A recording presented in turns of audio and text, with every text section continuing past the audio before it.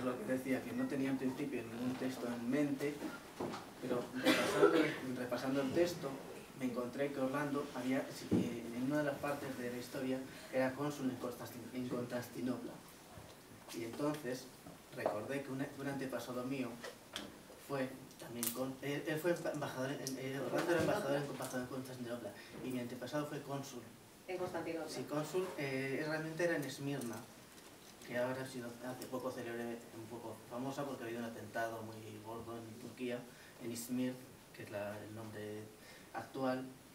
Y entonces se me ocurrió, hay un suceso que no está muy contado de la vida de mi antepasado. Bueno, realmente se conoce muy poquito de mi antepasado, aparece un poco ahí, pero sí que tengo documentación y aparecen personajes históricos como el embajador de España y de Francia. Y entonces se me ocurrió plantear en qué momento pasa de ser el cónsul de Francia a ser cónsul de España en esa zona. Y lo recreé como que Orlando propiciase ese encuentro.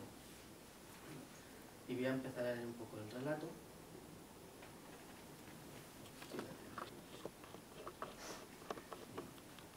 Embajador en Constantinopla. Le pidió al rey Carlos que lo nombrara embajador extraordinario en Constantinopla. Orlando. Realmente la historia de Orlando sucede como 100 años antes. Esto está ambientado en 1800. Como cada mañana, Orlando se levantó a las 7.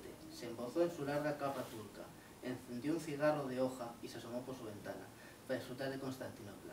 Era 5 de diciembre de 1817 y esa mañana el gran visir iba a recibir al embajador de España, Juan de Jabat, junto a una numerosa comitiva para restablecer relaciones diplomáticas.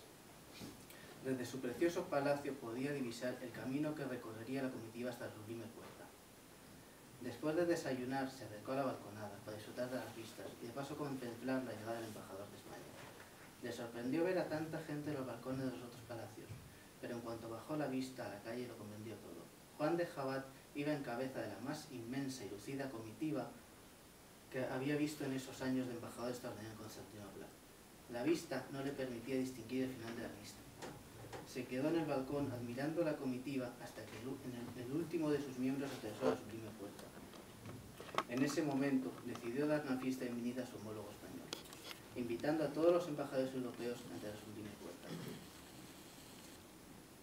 Acababa de ponerse el sol cuando llegaron los primeros invitados. El cónsul francés Joseph Philibert de Rostand y su esposa Jean-Catherine Rosalie de Saint-Paul.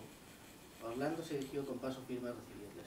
Pese a haber organizado numerosas fiestas durante estos años en Constantinopla, aún se ponía nervioso mientras esperaba la llegada de los invitados, temiendo que la fiesta fuese un fracaso. Encantado de poder conocerla en persona, Monsieur Rostand, desde que llegué a Constantinopla no dejo de oír sus alabanzas a su persona, dijo Orlando efusivamente al cónsul cuando llegó a su altura. Acompáñenme mientras esperamos al resto de invitados, añadió mientras le señalaba un extremo de la sala, donde había unos sillones junto a una mesa turca.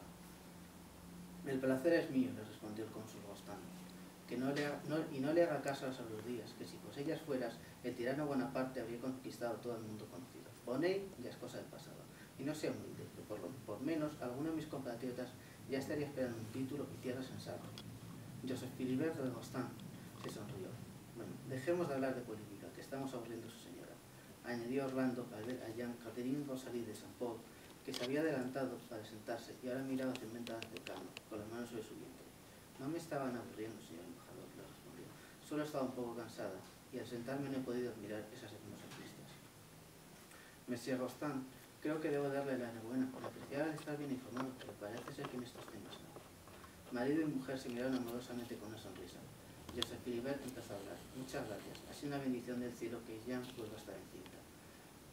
Antes de que Orlando pudiera decirles nada, un sirviente anunció la llegada de Juan de Jabat y su esposa, María de Guadalupe Hernández de Alba.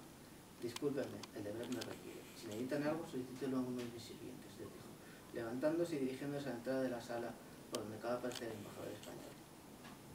En cuanto llegó a su altura, les dijo, es un placer que asistas en mi invitación, y más cuando aún se están instalando. El placer es nuestro, respondió Juan de Jabat. No esperábamos tener una recepción tan calurosa por parte de todos, y menos una fiesta de nuestro honor. Es lo mínimo que podía hacer un enviado de su majestad católica Fernando VII. Pero dejemos los formalismos y permitan que le presente al cónsul de Francia, Joseph Philibert de Rostand y su esposa, dijo Orlando, señalando el lugar donde están señalados el cónsul y su mujer. Por supuesto, ahora mismo no conocemos a nadie en esta ciudad. Se acercaron los tres y Orlando tomó la palabra. Y aquí continúa el encuentro y demás.